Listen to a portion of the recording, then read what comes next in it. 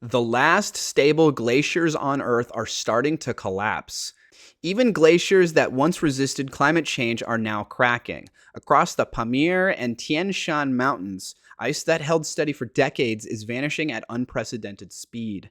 New measurements from Kangjiwa Glacier in the eastern Pamir and regional studies across Central Asia reveal that 2025 brought record breaking ice loss. In a single year, glaciers shed billions of tons of ice, driven by persistent heat, early melt seasons, and shrinking snowfall. The consequences ripple far beyond the mountains. These glaciers feed rivers that sustain millions of people downstream, providing water for drinking, farming, and hydropower. Scientists warn that the last stable glaciers are now part of the global pattern of ice decline, signaling an accelerated threat to regional water security and the communities that rely on it. Yeah, this shouldn't be surprising to anybody, right? Like, I mean, we we aren't doing anything about climate change, really. I mean, like, we pulled out of the Paris Climate Agreement, but even that was sort of like a somewhat symbolic gesture. I mean, it meant a little bit of something, like it was at least a goal to work towards. But there's lots of scientists who argue that even if we met the Paris Climate Agreement goals, that it was too late to reach the kind of runaway effect with climate change. Climate change is one of those issues in that there's sort of like a free rider problem, and that like there is like an inherent advantage to not striving towards being carbon neutral, right? You should go for whatever's the most profitable thing, right? And oftentimes that isn't being carbon neutral. That's polluting as much as you reasonably can while maximizing profits, maximizing your industrial output, maximizing economic development. And this is especially so the case with developing nations like nations in Africa and places like China that have huge economies that aren't really currently geared towards carbon neutrality.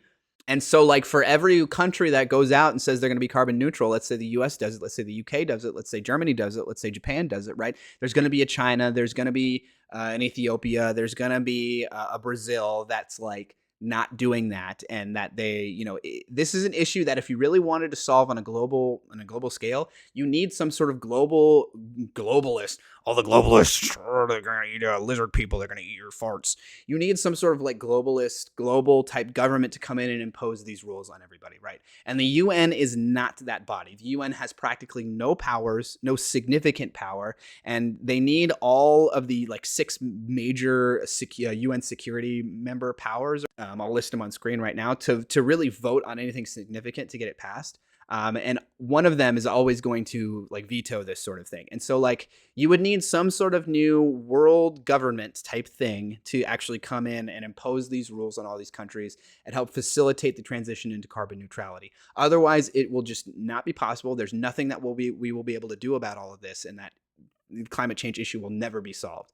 And it's just so easy to push this issue onto later years, right? It's just so easy to be like, oh, I'm going to be dead, so, I'm not going to worry about it. It's whoever comes after me will have to worry about all this, right? But it's just such a shame because, like, even if you get enough support in your country to like I said, go for carbon neutrality or something like that, right? It's ultimately doesn't matter. You need some sort of global initiative to do this. And the only way that you could get a global initiative to work in this regard is if they had power, is if that global body, that global government, that UN type equivalent that actually has some teeth comes in and like top down imposes rules and changes and facilitates them for every country across the world simultaneously.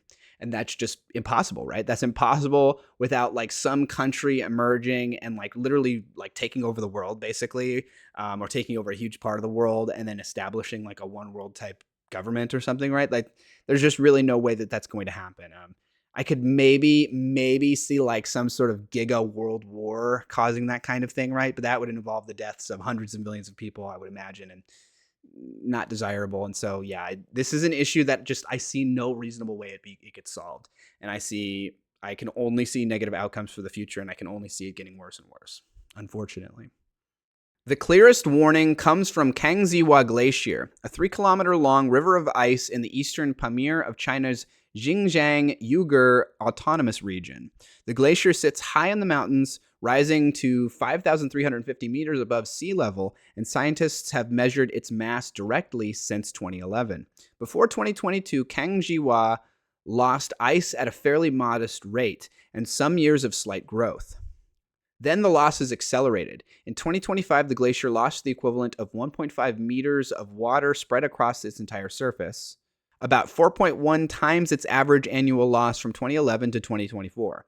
Even the glacier's highest zones, which usually hold onto snow and ice, melted sharply. The study, led by Fan Yu of the Chinese Academy of Sciences, points to a simple cause: heat, specifically heat that did not let up. Earlier hot years hit Kangxiwa hard, but their worst temperatures were concentrated in a single month. In 2025, unusual warmth lasted from May through September, spanning almost the entire melt season. The glacier also grew darker as snow disappeared from its surface. Its average melt season albedo, a measure of how much sunlight a surface reflects, fell to its lowest level since satellite records began in 2003. By September 2025, the glacier was nearly snow-free. That change creates a feedback loop. Fresh snow reflects sunlight, bare ice absorbs more of it. Once the protective snow cover vanishes, the glacier heats and melts faster. The Kangxiwa result was not isolated. Other monitored glaciers across the Pamir also showed extreme mass loss in 2025, suggesting that the event reached beyond a single glacier valley.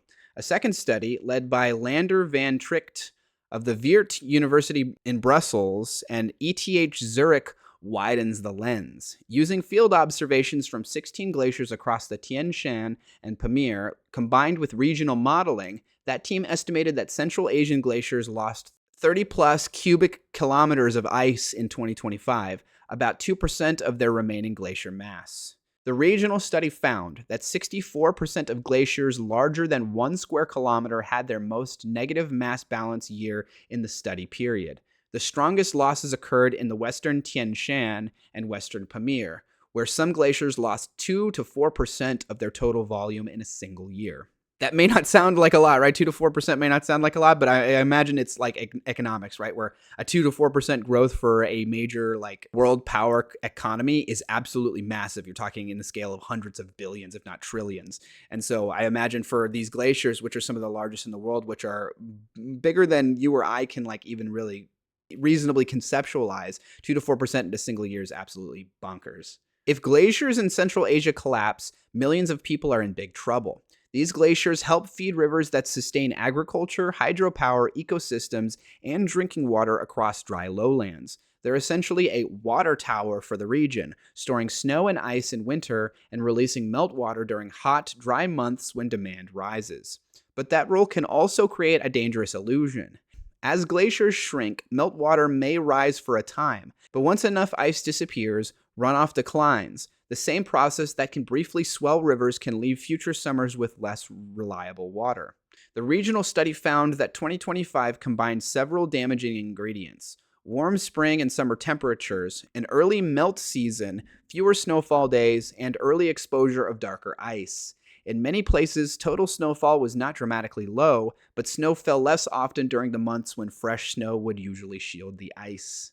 Scientists caution that 1 year does not define the full future of a mountain range. Kangxiwa's direct mass measurements go back only to 2011, making it hard to place 2025 in a much longer local history.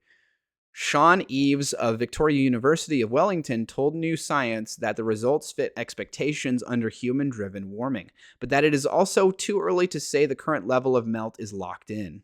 Still, the direction is clear. A region once known for resisting glacier loss has joined the global pattern. The roof of the world is no longer standing apart.